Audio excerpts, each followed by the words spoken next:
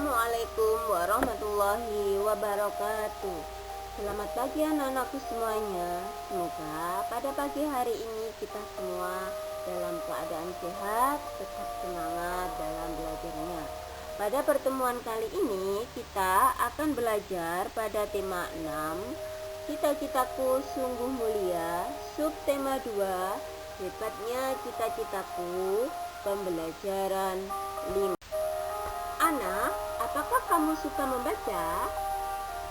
Iya Nino, aku suka sekali membaca. Biasanya aku membaca komik atau novel. Tahukah kalian apa itu buku cerita? Buku cerita merupakan karya sastra penulis cerita anak bangsa. Mereka menulis berbagai macam cerita anak yang menarik. Tahukah kalian nama penulis cerita anak Indonesia?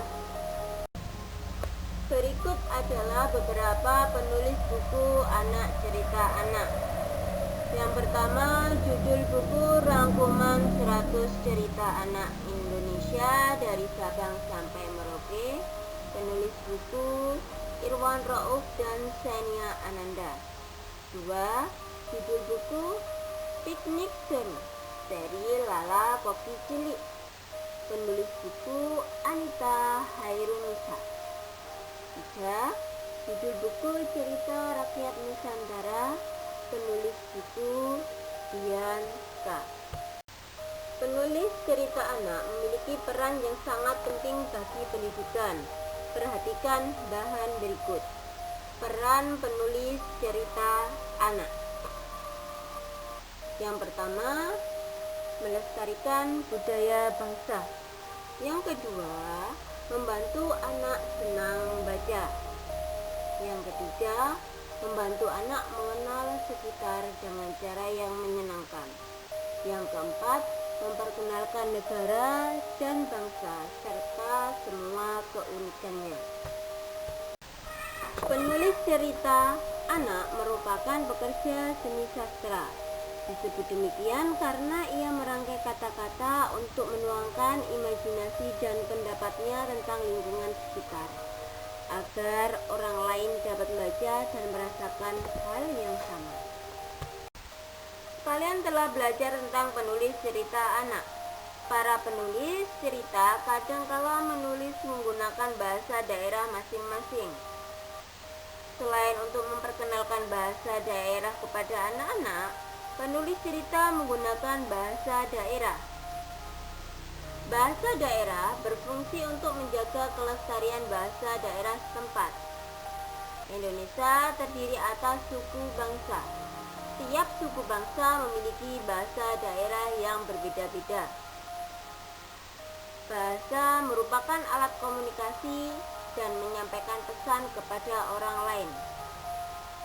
Salah satu yang membedakan antara suku yang satu dengan suku yang lainnya adalah bahasa daerah dan makanan khas daerah. Berikut adalah contoh makanan khas daerah ya. Ada pada halaman 113 untuk mengisinya ya. Bahasa daerah di Nusantara. Berhubung ini daerah Jawa, maka kita menggunakan bahasa Jawa.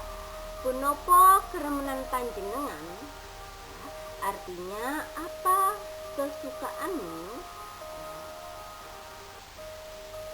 Makanan khas Nusantara yaitu rujak cingur. Rujak cingur berasal dari Surabaya.